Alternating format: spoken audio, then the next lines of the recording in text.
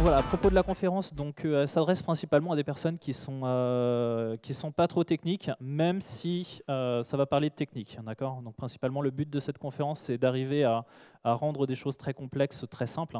Elle s'adresse principalement à des responsables marketing. D'ailleurs, je remercie justement les organisateurs de m'avoir permis de faire cette conf aujourd'hui, alors que justement c'était plus demain qu'est la journée réservée aux personnes plus marketing et communication, à destination également donc, des chargés en marketing digital, principalement tous ceux qui vont faire du SEO, tous ceux qui vont faire de l'analytics, des liens sponsorisés, mais aussi toutes les personnes qui sont en charge de la gestion de sites internet et qui veulent apporter de l'innovation à un site internet de manière simple.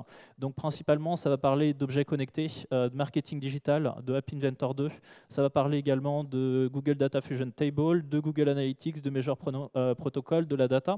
Que vaut cette conférence en termes de popularité? Donc cette conférence, c'est un petit peu un remake de ce que j'ai eu l'occasion de faire la semaine dernière à Deauville, puisqu'il y avait un grand événement, un petit peu comme le Web Today, qui s'appelle Que du Web.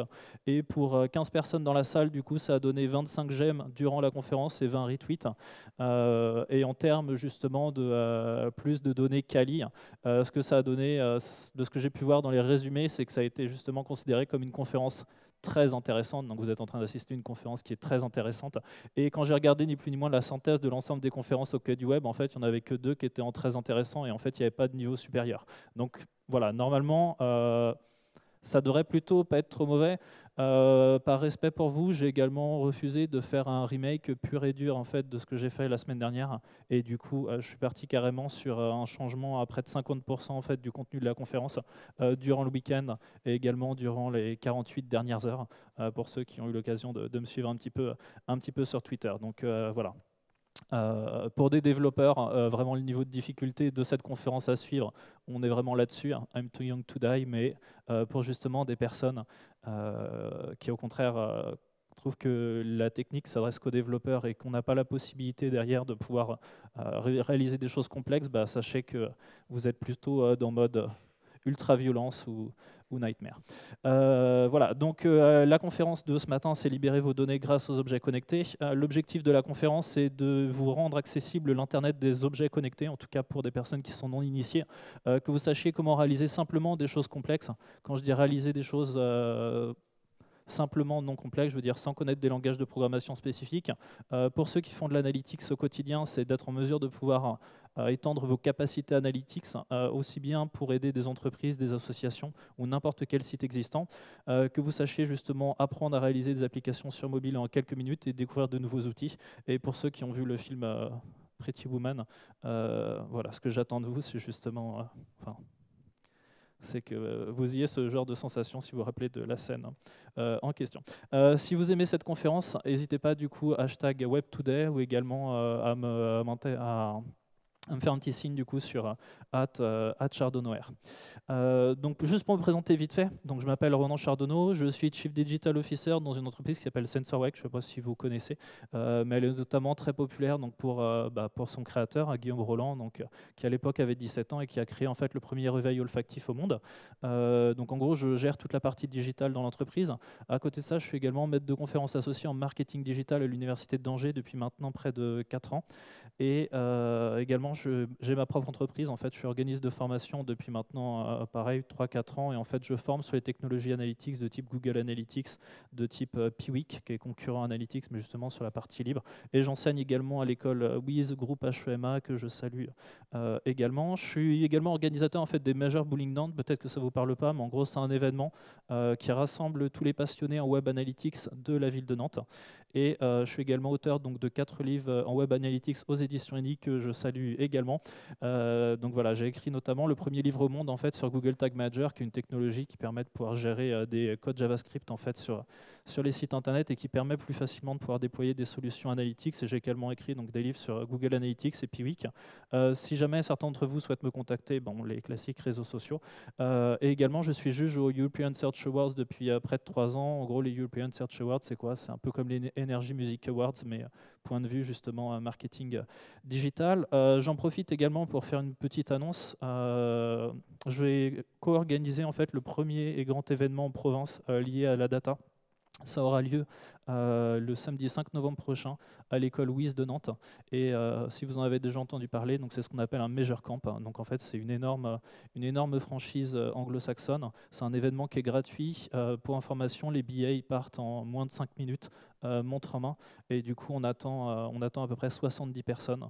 Et quand on dit 70 personnes, c'est vraiment des personnes qui sont spécialisées dans la data et justement, c'est leur métier. Donc on est vraiment sur une rencontre très qualitative entre les passionnés en analytics et ça va se passer du coup à Nantes. Voilà. Alors je ne sais pas si du coup il y a des personnes qui utilisent Google Analytics ou le type de solutions telles que Google Analytics au sein de leur entreprise. Ce que j'ai pu remarquer depuis, donc moi j'ai fait plusieurs années en agence, j'ai fait des passages chez l'annonceur, j'ai été formateur du coup sur les solutions type Google Analytics ou autres, et ce que j'ai pu remarquer, c'est que très souvent elles mènent à rien, ni plus ni moins, puisqu'il y a un amas de données, et que derrière, en fait, ce qui se passe, c'est que ça finit par des rapports qui sont rédigés, avec des données qui sont exploitées, mais derrière, en fait, les recommandations sont quasiment jamais mises en place, et au final, l'analytics prend la poussière plus qu'autre chose. Ce que j'ai remarqué, c'est que les solutions, justement, pour arriver à faire bouger cette data et arriver à l'exploiter, en fait, il y en a trois. C'est soit vous changez votre méthode de travail, c'est-à-dire vous arrêtez d'écrire des rapports, etc., qu'au final, personne ne lira et au final, aucune action sera prise. Et dans ce cas-là, pour changer, justement, une des méthodes que j'ai trouvées, c'est celle du Lean Analytics, c'est-à-dire qu'au lieu de regarder tout un ensemble d'indicateurs, vous vous concentrez simplement sur un, deux indicateurs et vous mettez simplement les actions en place. Donc, par exemple, vous voulez augmenter les ventes de votre site internet, vous ne cassez pas la tête. La première chose que vous prenez des solutions qui sont un petit peu violentes. Je prends le numéro de téléphone, je le bascule directement en haut de page, je le mets bien en évidence, je mets un chat en ligne.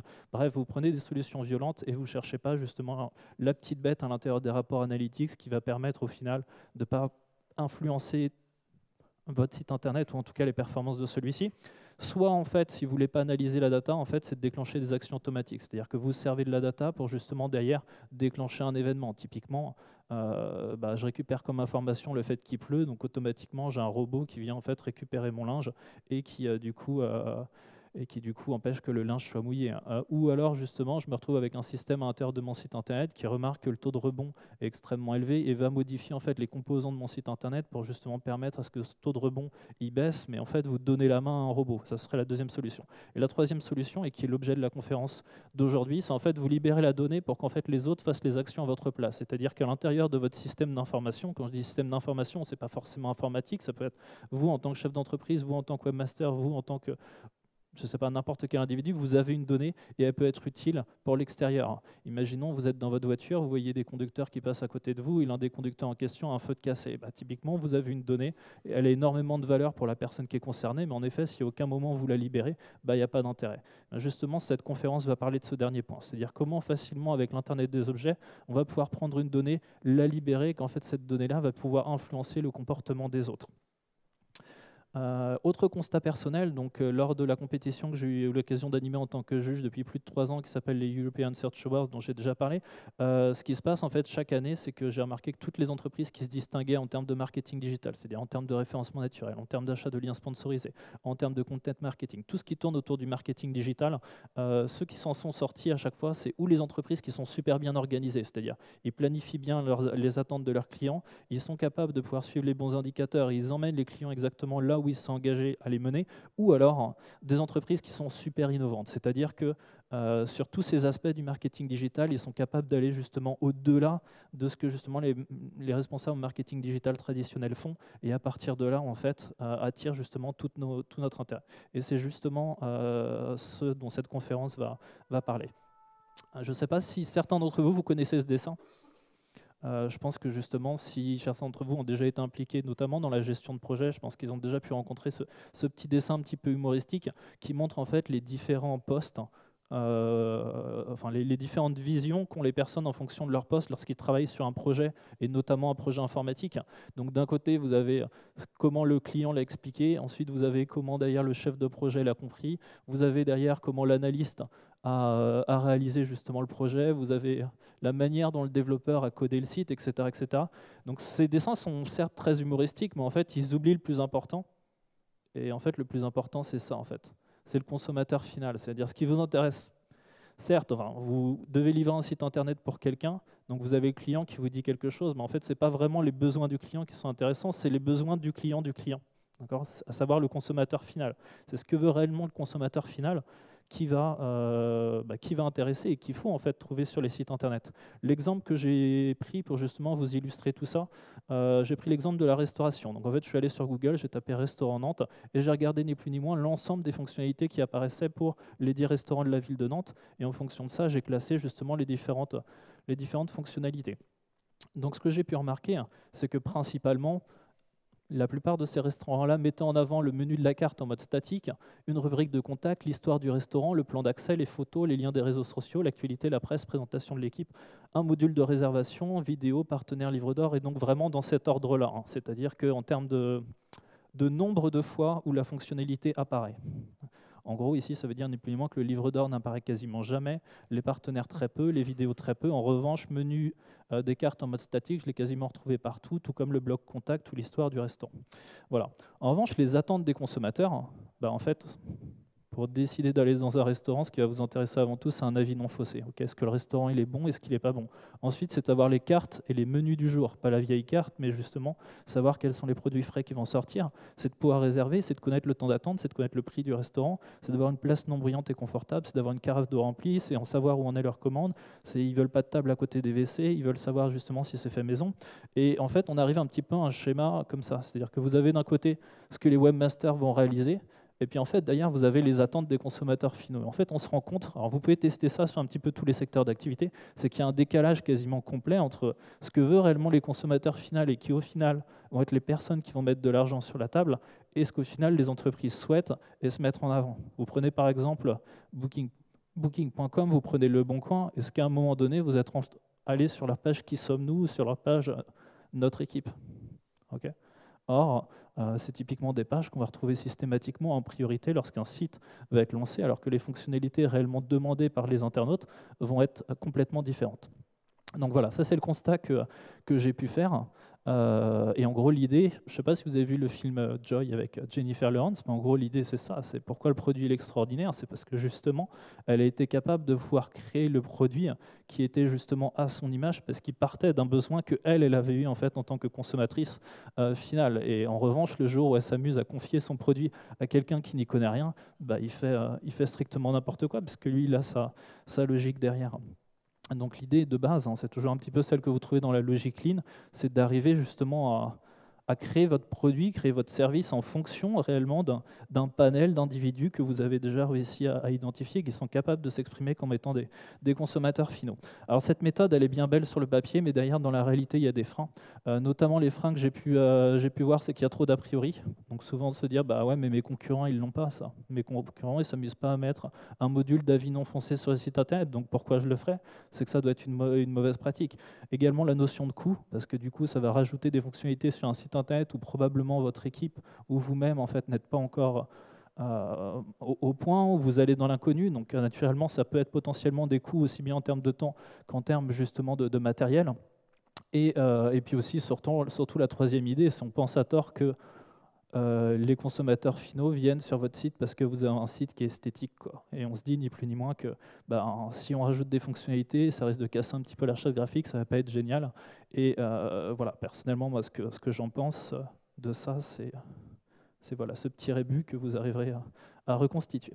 Et en fait, voilà, cette conférence-là va vous montrer justement comment on arrive à récupérer ces données-là et comment on va réussir à les libérer, notamment grâce à l'IoT. Donc les exemples concrets, parce qu'il faut bien des exemples concrets.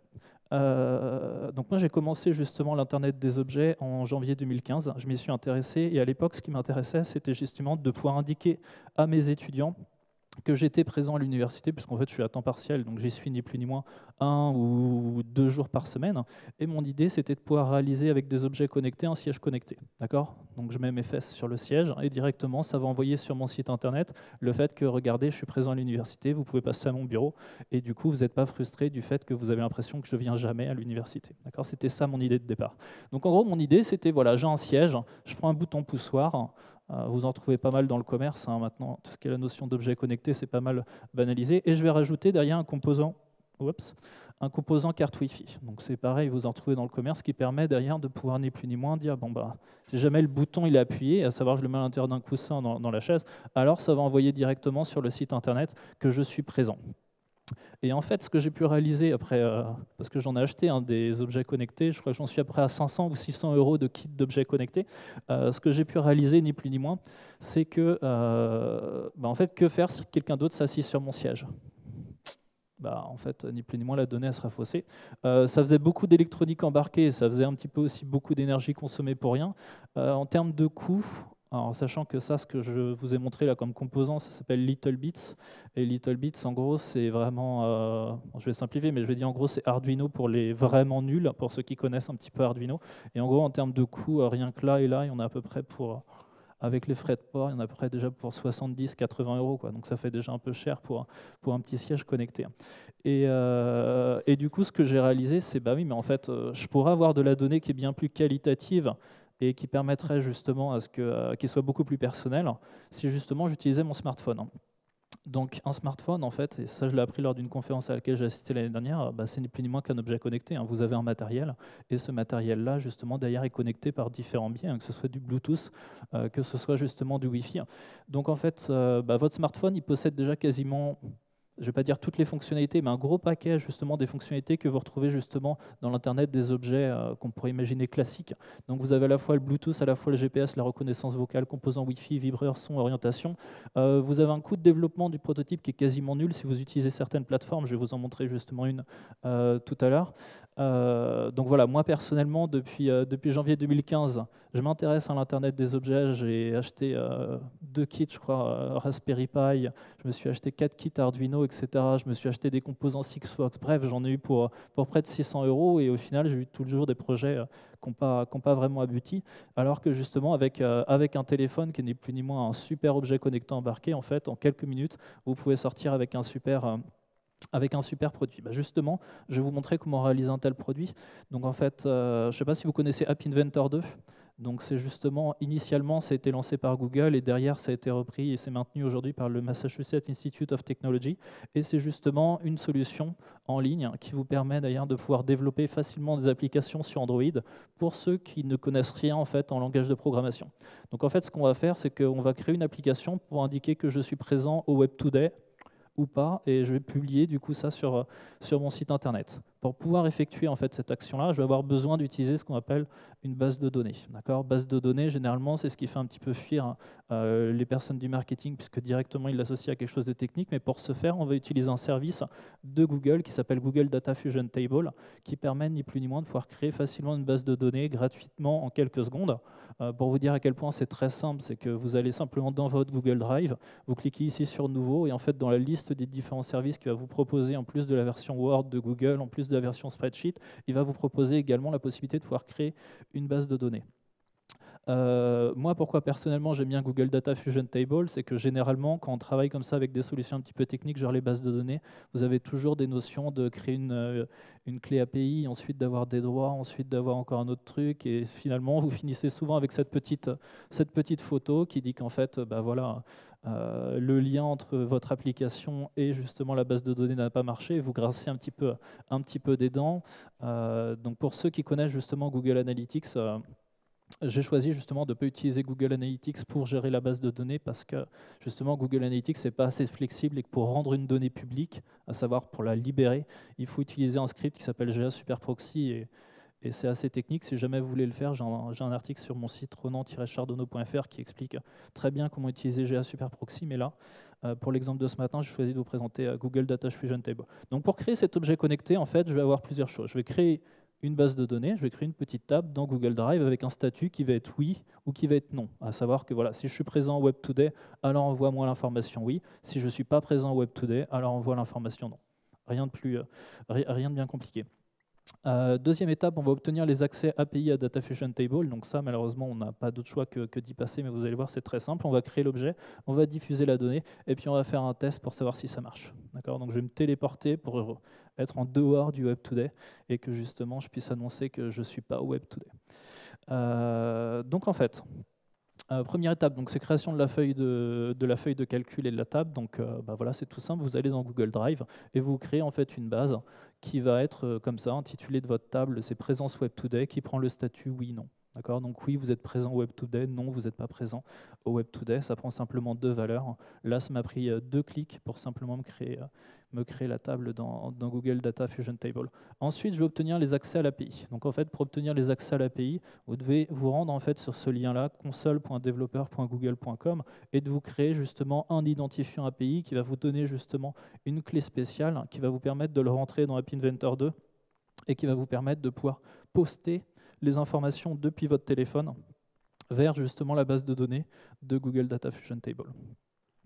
La partie numéro 3, en fait, c'est que vous allez créer l'application sur appinventor.mit.edu. Donc en fait, App Inventor, ça ressemble à ça. Donc vous allez simplement sur App Inventor 2, enfin sur le lien que je vous ai mis du coup ici en haut à droite, et en fait, vous allez accéder donc par l'intermédiaire de votre compte Google à ni plus ni moins ce service-là qui vous permet en fait d'aller chercher toutes les fonctionnalités qui vous intéressent. Il y a quelques minutes, là, je vous ai parlé de Bluetooth, je vous ai parlé de Wi-Fi, je vous ai parlé de tout un paquet de choses. Vous allez simplement faire des drag and drop.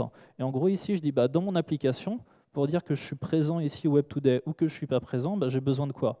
J'ai besoin d'un GPS, donc c'est ce que j'ai fait en fait. J'ai pris ici mon composant GPS, je l'ai mis ici.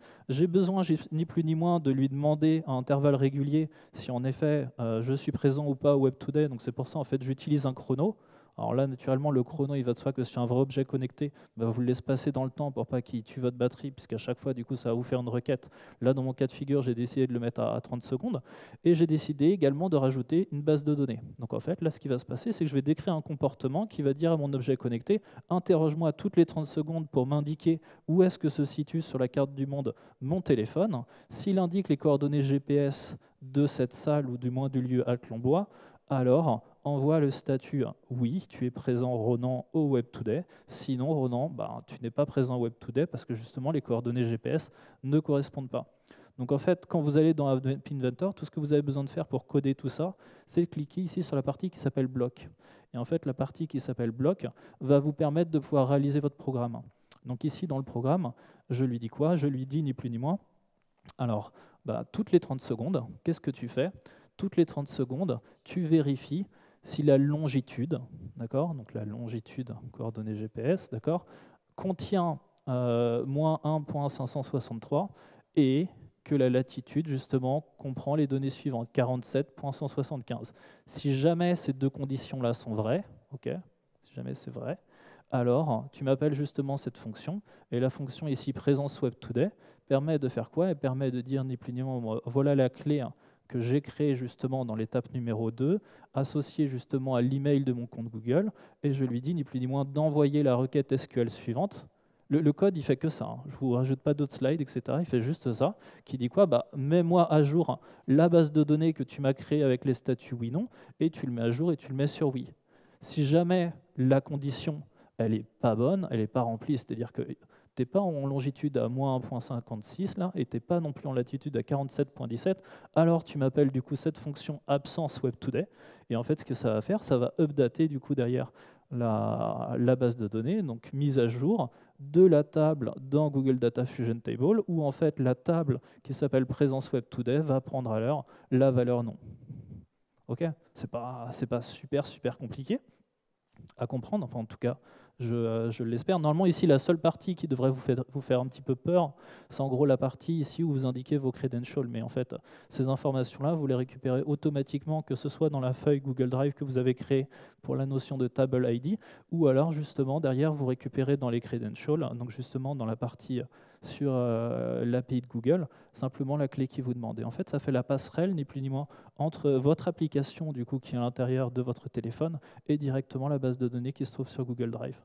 Et ensuite, derrière, si la question qu'on peut se poser, c'est ça, oui, mais Ronan a réalisé ça, c'est un petit peu compliqué. Pour information, c'est au programme de primaire à la rentrée prochaine pour les enfants qui ont 8 ans. D'accord ? Donc ça, c'est le programme de l'éducation nationale qui est en train d'être lancé, qui s'appelle ClassCode, qui fait que désormais, la logique informatique va être enseignée aux élèves qui ont entre 8 et 14 ans et qui prennent cette option-là à l'école. Donc aussi, c'est aussi pour vous alerter que voilà, si aujourd'hui vous ne savez pas justement utiliser ça, d'ici quelques années, je pense c'est nous les dinosaures et on va se faire dévorer. Donc ou vous avez des enfants et vous capitalisez dessus, ou en effet vous passez la marche parce que d'ici quelques années ça va faire super mal, et en effet des objets connectés on va pouvoir en créer un petit peu dans tous les sens. pour diffuser la donnée. C'est-à-dire maintenant, pour pouvoir prendre cette donnée-là et la balancer en fait sur mon site internet, ben, dans Google Data Fusion Table, ils vous permettent ni plus ni moins d'inclure directement ce qu'on appelle un iframe. Donc un iframe, c'est ni plus ni moins qu'un site internet embarqué dans un autre site internet. Donc en fait, j'ai simplement besoin de reprendre ce petit bout de code-là, qui est ni plus ni moins la table de ma base de données que je vous ai montré tout à l'heure, et de l'intégrer derrière à mon site internet. Donc moi j'ai un petit site internet sous WordPress, je suis allé ni plus ni moins dans un widget, et je l'ai collé, en fait, copié-collé dans la colonne de droite, le code qu'on me donnait, et qui permet justement d'afficher cette table-là, et pour permettre à ce que la table soit mise à jour, j'ai simplement rajouté un petit script ici, qui permet ni plus ni moins de rafraîchir en fait spécifiquement cet iframe. Donc en gros, ça donne quoi? Ça donne que si on va sur mon site internet, chardonneau.fr, j'ai bien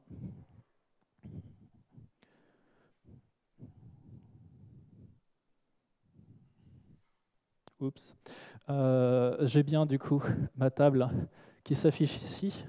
Alors après, ce qui m'embête, c'est que les coordonnées GPS, j'ai pas réussi à les afficher bien comme il fallait en fait à l'intérieur de mon téléphone. Mince. Oups, une petite seconde. Parce que si le téléphone est mort, c'est vrai que ça risque pas de marcher. Web Today.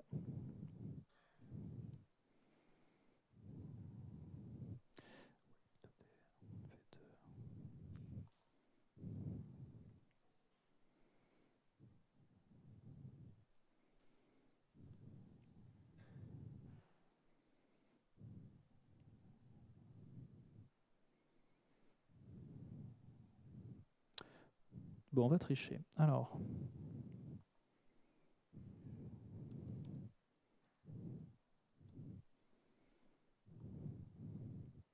Voilà, vous voyez, ça marche. Non, je plaisante. Alors, ce qui ne va pas.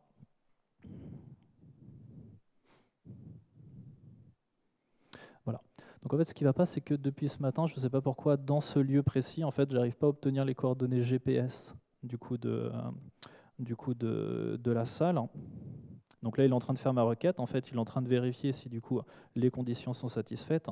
Donc, vu que les conditions ne sont pas satisfaites, normalement, il devrait m'afficher que non.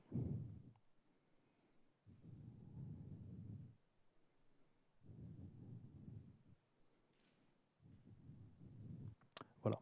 Donc malheureusement, ça, j'y peux rien, c'est les aléas du direct.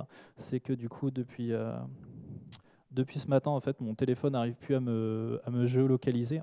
Et donc du coup, j'avais prévu en fait de faire un super test, puisque du coup, j'avais prévu ni plus ni moins de demander à Junaid, mon assistant ici présent au premier rang, justement de prendre mon téléphone et d'aller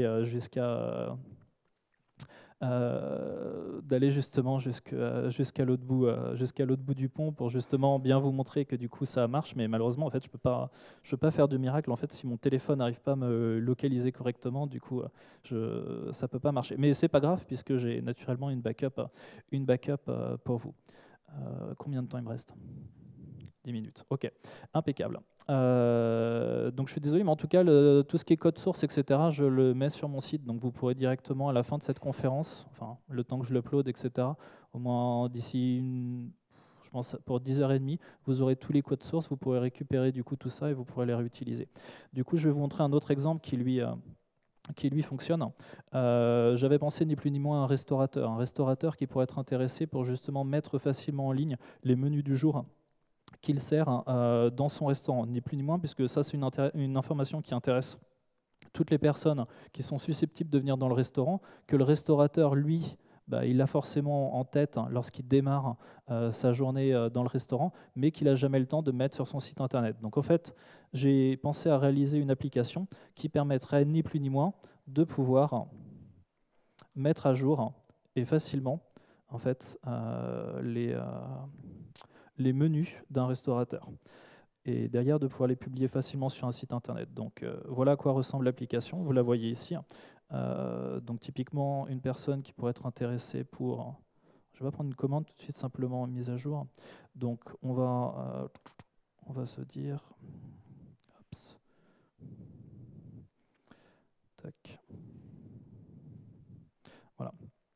Donc je ne sais pas ce que vous voulez manger, je ne sais pas ce qu'il y a au menu Web Today, mais on va dire qu'il y a des verrines.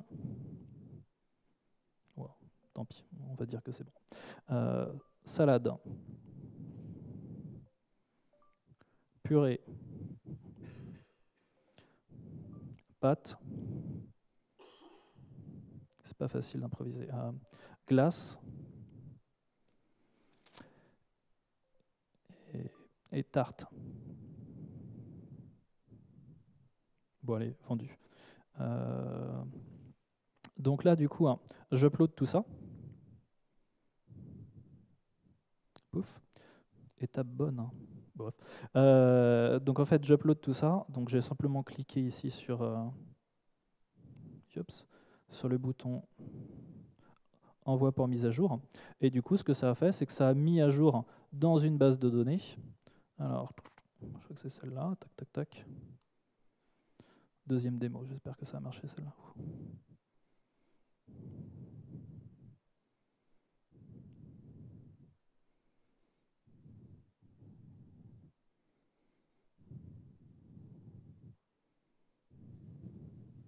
Oh, c'est bon, ça marche, semblant que je ne les avais pas sélectionnés.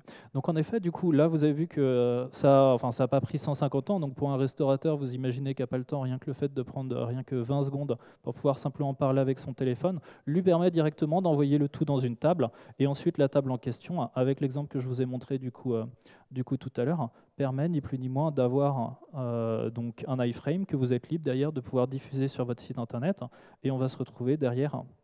Alors il y a un petit temps de latence à chaque fois pour que justement qu'ils les mettent à jour. C'est bon, deuxième démo qui marche. Et là en effet, publiquement, du coup, les informations sont directement diffusées sur le site. Donc là en fait, normalement pour des personnes qui ne sont pas du tout techniques, vous vous rendez compte que vous pouvez déjà libérer en fait facilement de l'information basée sur de l'objet connecté qui en plus est systématiquement avec vous, dans le cas justement d'un téléphone, c'est-à-dire que vous pourriez vous amuser à jouer sur les coordonnées GPS pour indiquer que vous êtes dans un lieu et que vous êtes ou que vous n'y êtes pas, et derrière diffuser facilement cette information sur un site internet ou même derrière déclencher d'autres comportements. Et vous pourriez également, voilà, comme l'exemple que je viens de montrer, le menu du jour. Après, il y a plein d'autres exemples qui sont applicables, donc typiquement les autres exemples que je voulais vous montrer avec des objets connectés, c'est la possibilité, lorsque vous avez quelqu'un qui prend une commande, nécessairement, vous savez en gros la table qu'il est en train de servir, il peut en fait déterminer des choses telles que l'âge, puisque ça c'est pareil, c'est des données que lui va découvrir rien qu'en regardant la personne et qui ne peuvent pas vraiment être matérialisées par d'autres moyens. Donc il sait en gros si c'est un jeune qu'il est en train de servir, il peut savoir en effet si c'est masculin, si c'est féminin, il peut en effet savoir derrière quel est le plat que la personne a choisi, et puis derrière rajouter, voilà, il a très faim et énervé. Voilà, tac, tac, tac. On envoie en cuisine. Donc là, en effet, c'est de la data qu'on a pu récupérer, qu'on envoie d'ailleurs soit à des fins statistiques pour savoir principalement quelle est la tranche d'âge qui vient dans le restaurant, mais également, d'ailleurs, vous pouvez vous en servir en termes de stock, puisqu'en effet, si vous savez qu'il y a une entrée qui a été commandée, nécessairement, il y en a une qui part de votre stock. De la même manière, derrière, le fait d'avoir récupéré cette information-là, vous êtes en mesure de pouvoir la récupérer pour l'envoyer à votre cuistot. Donc, hop, on va voir du coup. Donc voilà, ça c'est une autre appli du coup qui pourrait du coup simplement être diffusée en cuisine et qui permet justement d'indiquer, voilà, ok, il y a une personne à servir, elle est en table numéro 2, elle est jeune, masculin, salade, il a très faim, il est très énervé, donc on sait du coup qu'il va falloir aller le livrer rapidement. Et vous pouvez derrière en effet déterminer un temps d'attente, puisque à partir du moment où toutes vos tables sont occupées, vous savez derrière, vous pouvez faire simplement du calcul en termes de code et dire ni plus ni moins, vu que les 5 tables elles sont occupées, de toute façon il y aura un temps d'attente de 30 minutes. Ça c'est une information que vous avez, puisque de toute façon elles sont en interne, et c'est des informations qui intéressent le consommateur final, puisque lui attendre, c'est pas vraiment quelque chose qui le fait vibrer. Donc voilà, une appli pour les menus du jour. Je voulais vous montrer également donc une autre. Donc là en fait je vous ai laissé tout ce qu'il y a avec tout le code et tout bien comme il faut, pour que vous puissiez réaliser ça un petit peu tranquillement, un petit peu chez vous. J'ai même rajouté, du coup, pour ceux que ça intéresse et qui sont fans de Google Analytics, comment faire remonter en fait l'ensemble des commandes passées dans le restaurant, dans Google Analytics, si jamais vous voulez analyser vos stats, en effet, voir que si vous proposez plus tel menu, dans ce cas-là, est-ce qu'il y a plus de commandes lorsqu'on propose tel menu du jour? Donc en fait, dans Google Analytics, pour la seule partie technique, pour justement contrôler depuis votre application pour mobile et envoyer ça dans la base de données de Google Analytics, c'est simplement une requête comme ça, où derrière, vous définissez que vos variables, c'est justement l'entrée, le plat, et en effet, là, vu que je viens de l'exécuter, si je suis chanceux et que ma démo ne plante pas, je devrais automatiquement du coup les retrouver dans Google Analytics. Donc à savoir que le fait d'avoir utilisé cet objet connecté à ce moment donné-là me permet de retrouver du coup ma requête qui va remonter du coup facilement dans Google Analytics et derrière peut être utilisée à d'autres fins si ça les fait plaisir de récupérer de la data. Voilà. Ah, c'est fini. OK. Donc voilà. Donc en gros, tac. Ouais, je voulais vous remonter comment faire remonter le bruit d'une pièce. En fait, c'était notamment justement pour une table qu'on est en train de servir dans un restaurant. Lorsque quelqu'un vous demande ni plus ni moins de le mettre à côté d'une table bruyante, en fait, avec des objets connectés. Là, par exemple, c'est un capteur de son. Ça, c'est une carte Wi-Fi.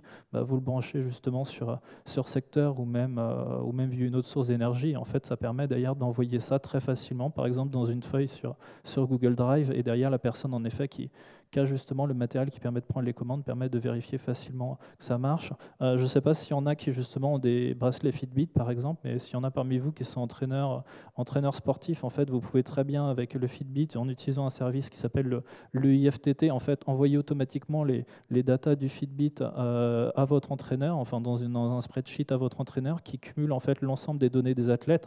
Et comme ça, vous pouvez derrière en effet savoir si aujourd'hui il y a besoin qu'ils soient en mode repos, ni plus ni moins, puisqu'ils se sont rajoutés une séance de course la veille. Et vous pouvez également, par l'intermédiaire de leur téléphone, savoir s'ils sont sur le terrain d'entraînement ou pas. En fait, c'est extrêmement simple lorsque vous utilisez justement un service tel que App Inventor. Voilà, juste pour conclure, que retenir de cette conférence, c'est simplement penser consommateur final en fait à chaque fois. Que veulent réellement les consommateurs finaux? Et souvent, il y a simplement besoin de se regarder soi-même pour se dire derrière, non, mais moi, si j'étais consommateur, c'est telle information qui m'intéresserait. Donc maintenant, comment je peux justement la récupérer facilement grâce à l'Internet des objets? Votre créativité ne doit pas avoir de limite technique, puisqu'aujourd'hui, vous avez des solutions telles que celles que je vous ai montrées qui vous permettent facilement de pouvoir libérer de la data. Et en fait, ce qui est génial avec les smartphones, c'est qu'honnêtement, ça vous évite de faire comme moi j'ai fait, c'est-à-dire de dépenser des centaines et des centaines d'euros en fait, dans des expertises qui généralement vont nécessiter beaucoup de temps, alors que votre simple prototype, vous pouvez le faire sur votre smartphone et déjà être convaincu si ça va marcher ou si ça va pas marcher. Voilà. Merci.